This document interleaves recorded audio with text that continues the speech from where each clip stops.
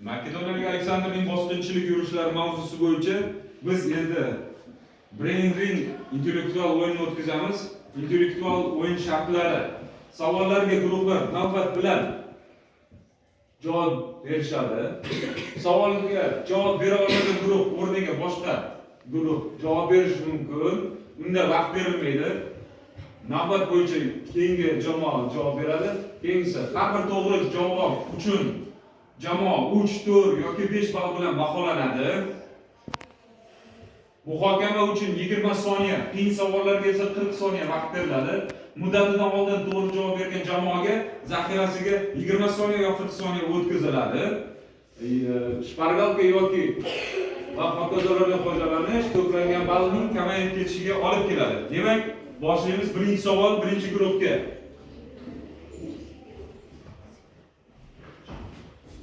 Yaxshilab o'ylab javob beramiz. Makedoniyalik Filip II nechinchi yilda va qaysi shahridagi anjumanda o'zini Yunoniston podshosi deb e'lon qildi? 337-yil Korin shahrida.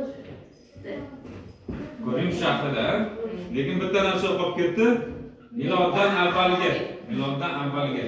Demak, birinchi guruhga 4 ball beramiz. 4 ball. Keyingi savol, javoblarni to'liq. Demak, miloddan avvalgi so'z qolib ketdi.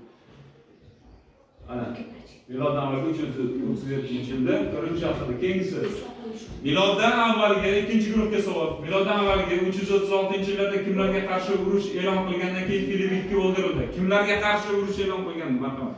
Polslarga yoki Armoniyalarga imperiyasiga qarshi. Demak, ikkinchi guruh 5 ball.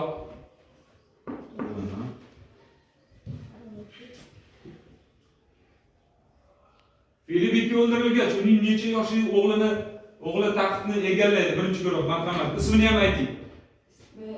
20 yoshida Taxtga o'tiradi kim? Aleksandr. Birinchi guruh javob bermaydi. Aleksandr. 20 yoshida taxtga o'tirgan Aleksandr Kim? Makedon. 20 yoshida taxtga o'tirgan Aleksandr Makedonskiy. Javob to'g'ri. Demak, ikkinchi guruhga 3 ball beramiz. Tak. Nima bu guruhga to'liq javob bo'ldi, 5 ball. To'liq javob berish. Endi sar 4-savol ikkinchi guruhga. Mana. Nima uchun Aleksandr Makedonskiy Afina shahriga harbiy yurish qilmadi? Nima uchun? Marhamat, boshqa anaqalarga javob bersa o'quvchilar marhamat. Nima uchun yurish qilmadi? Sen ularga muhokama qilishlari mumkin sizga. ustozi, chunki o'sha yerda bo'lgan ustozi Ismi kim ustozi marhamat? Javob. Chunki javob marhamat, aytib o'zing bo'lasiz. Qolganlar ham faol bo'lish kerak. Chunki u yerda Aleksandr Makedonskiyning ustozi bor edi. Yashab turgan yerda. Yashab turgan edi. Demak, javoblaring to'g'ri. Chunki u yerda o'sha vaqtda ustoz Aristotel yashab turgan bo'lgan. Demak, yana 5 ball to'liq javob bo'ldi.